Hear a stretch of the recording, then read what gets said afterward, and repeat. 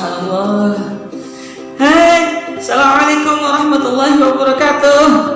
Apa kabar soleh-soleh semua, anak-anak hebat generasi Qurani yang insya Allah akan dijadikan sebagai penghafal Quran dimanapun soleh-soleh yang berada. Semoga senantiasa disehatkan dan dijaga oleh Allah Subhanahu Wa Taala, dan yang paling terpenting adalah tetap semangat.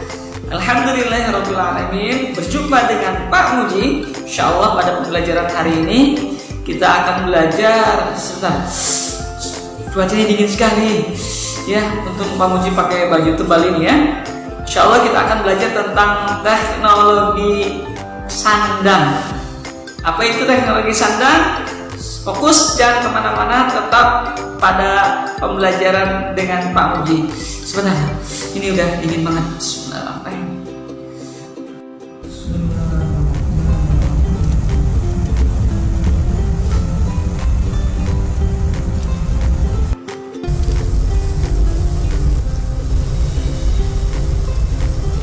Alhamdulillah, ini baru udaranya nyaman.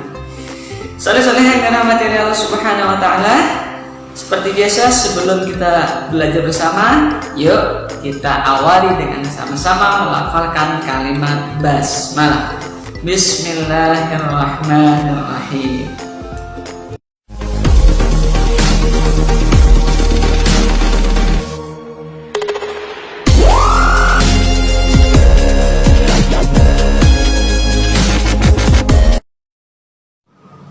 Alhamdulillah, anak-anak hebat generasi Qurani.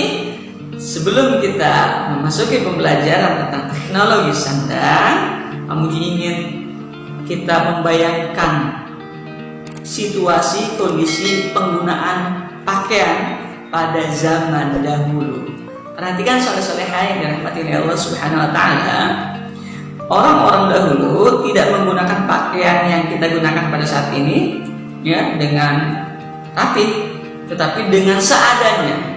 Ada yang menggunakan pakaian dengan kulit binatang, nah, kemudian bahkan ada yang menggunakan kulit pepohonan, atau ada yang menggunakan dedaunan. Ya, jadi seiring bertambahnya usia zaman, maka terjadilah perubahan atau yang kita kenal dengan teknologi sandang.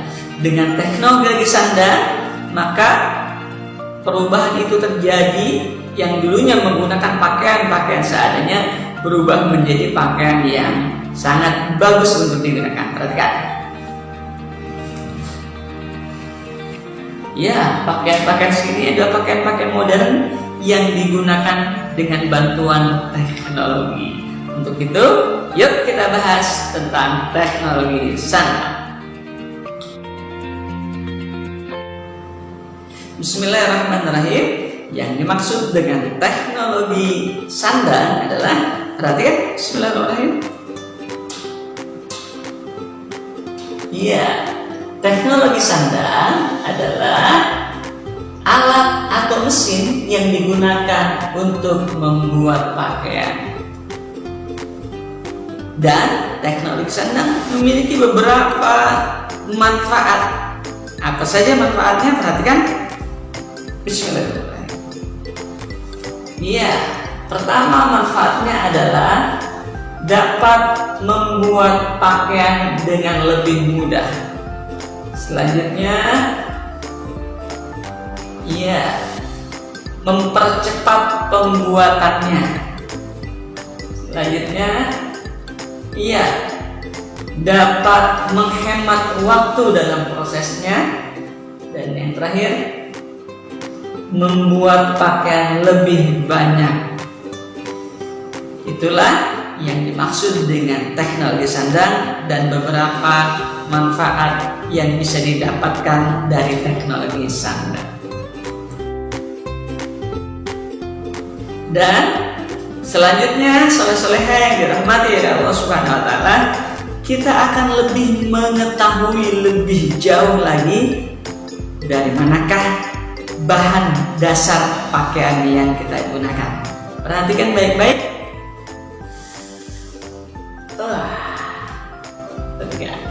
Bahan dasar pakaian diantaranya ada yang dari bahan dasar yang alami dan ada yang sintetis atau yang kita kenal dengan buatan. Dua bahan dasar ini kita akan menjelaskan secara terperinci lebih detail setelah tayangan berikut ini. Perhatikan baik-baik.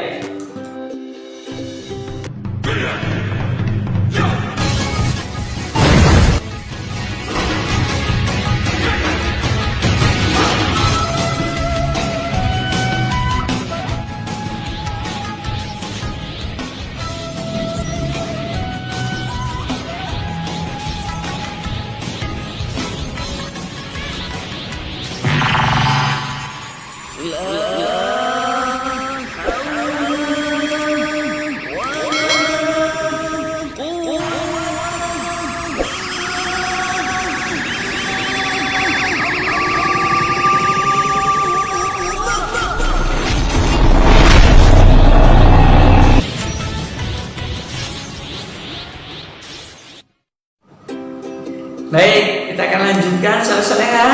Bahan dasar yang berasal dari bahan alami yaitu seperti yang berasal dari kapas, ya, yang kalau kita gunakan sangat nyaman. Yang kita gunakan sehari-hari ini adalah bahan yang terbuat dari kapas untuk kegiatan-kegiatan sehari-hari santai ataupun yang kita lakukan dalam pekerjaan. Kemudian ada yang berasal dari sutra, bahannya sangat halus, ya. Ini biasanya digunakan untuk kegiatan-kegiatan adat atau upacara-upacara adat keagamaan atau budaya, ya, karena bahannya sangat halus sekali. Kemudian ada yang berasal dari bulu domba atau yang kita kenal dengan kain wool. Biasanya pakaiannya lebih tebal seperti jaket yang digunakan untuk menghangatkan tubuh pada musim dingin atau pada musim hujan. Dan yang terakhir berasal dari kulit kayu, biasanya digunakan oleh orang-orang suku primitif seperti Dayak, ya, untuk kegiatan yang mereka lakukan sehari-hari. Inilah di antara bahan dasar alami, yaitu ada dari kapas, ada yang dari sutra, bulu domba, dan kulit kayu. Sedangkan yang berasal dari sintetis adalah selanjutnya bahan dasar pakaian yang berasal dari sintetis atau buatan seperti spandek dan nilon. Ini termasuk bahan dasar yang dibuat oleh teknologi yang bahan dasarnya tidak berasal dari tumbuhan atau hewan, tetapi hasil dari olahan kimia yang digunakan bisa juga untuk pakaian-pakaian olahraga atau yang lainnya.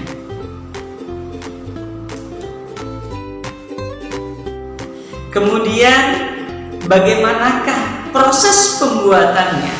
Karena prosesnya ini juga ada yang secara tradisional, ada yang modern. Untuk lebih jelas, saksikan tayangan video berikut ini tentang proses pembuatan pakaian dengan cara-cara tradisional atau dengan cara modern. Selamat menyaksikan. Pohon kapas merupakan tanaman berkayu yang memiliki batang cukup keras dan beruas-ruas. Sementara yang disebut kapas adalah serat halus yang menyelubungi biji. Serat kapas menjadi bahan penting dalam industri pakaian. Untuk dibuat menjadi pakaian, kapas yang telah diambil dari pohonnya harus dijemur dahulu di bawah terik matahari. Kemudian yang kedua, memintal kapas. Nah, kapas yang telah dijemur kemudian melalui proses pemintalan. Proses ini dilakukan untuk mengolah kapas menjadi benang, ya. Nah, proses pemintalan kapas dapat dilakukan secara modern seperti di pabrik-pabrik dan secara tradisional dengan alat yang masih sederhana. Cara memintal kapas yaitu dengan memutar alat pemintal sehingga serat terpelintir menjadi benang. Proses pemintalan ini disebut juga dengan proses spinning. Nah, pemintalan kapas secara tradisional memerlukan ketekunan, ketelitian, dan waktu yang cukup lama. Yang ketiga yaitu benang. Kapas yang telah melalui proses pemintalan maka akan menghasilkan benang. Benang-benang tersebut memiliki warna yang beraneka ragam sesuai kebutuhan dan permintaan pasar. Dari benang-benang itulah akan dihasilkan kain melalui proses penenunan. Yang keempat yaitu penenunan kain. Benang kemudian ditenun. Menenun adalah proses pembuatan kain dari persilangan benang dengan cara memasuk-masukkan benang secara melintang menggunakan alat tenun. Nah, berdasarkan teknologi yang digunakan, alat tenun dibedakan menjadi dua ya, yaitu alat tenun tradisional dan alat tenun modern. Alat tenun tradisional disebut juga dengan gedogan, yang dipakai untuk menenun dengan tangan manusia. Sementara alat tenun modern memanfaatkan tenaga mesin yang dilengkapi motor penggerak.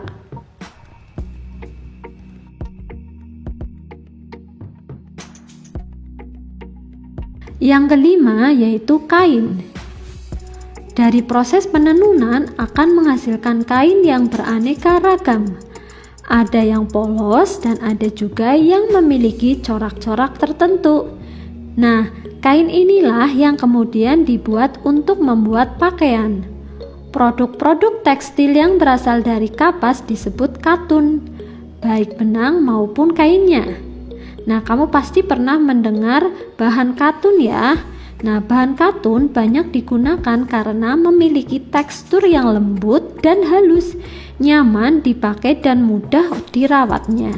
Sifatnya juga kuat dan tahan lama, serta cocok digunakan pada segala musim dan cuaca dan tidak menyebabkan alergi. Yang keenam yaitu membuat pola baju. Kain yang sudah ditenun selanjutnya akan dibuat pola sesuai dengan model dan baju yang ingin dibuat. Bentuk pola bermacam-macam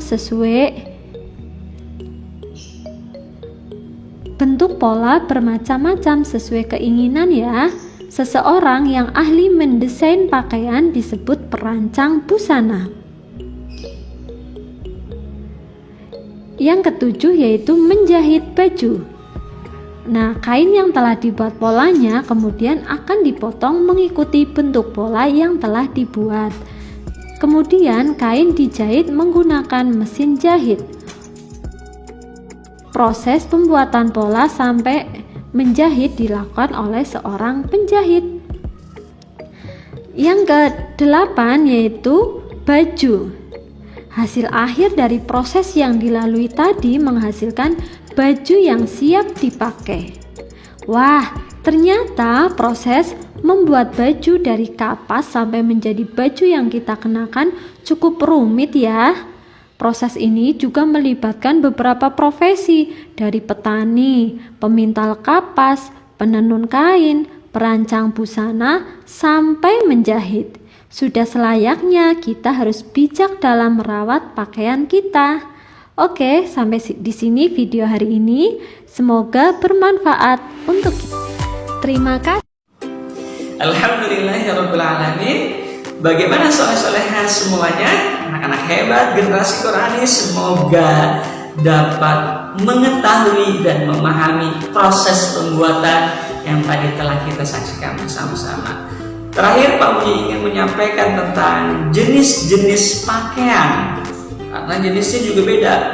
Karena dengan pakaian tersebut juga bisa mencirikan profesi seseorang, sehingga kita dapat mengetahui profesi apa dengan pakaian yang digunakan.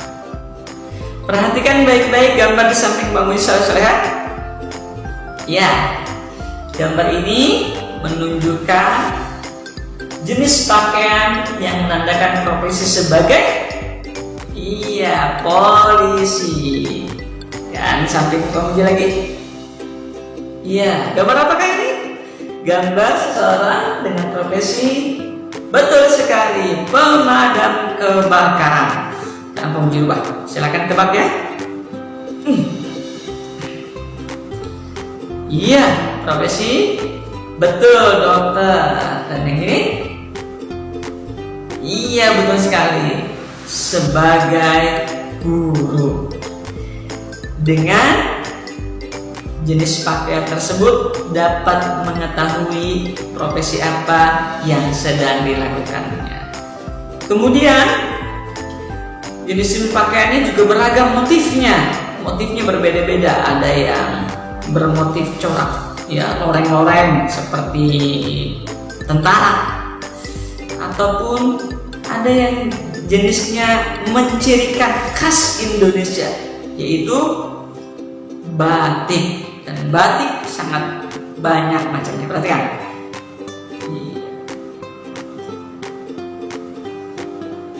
Insya Allah itulah jenis-jenis pakaian yang kita dapat ketahui bersama.